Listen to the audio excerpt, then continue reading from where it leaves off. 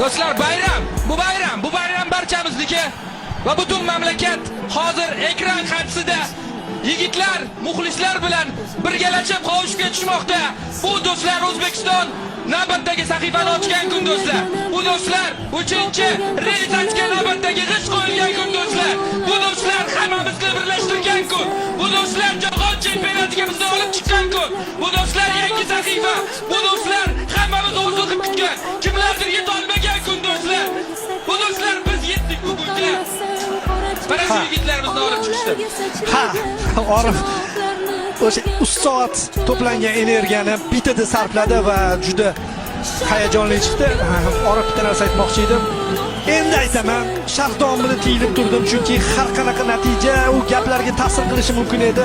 Muxlislarni tashrifi qanaqa og'ir kelishgani, ularni oxirgi kelgan o'sha Andijondan kelgan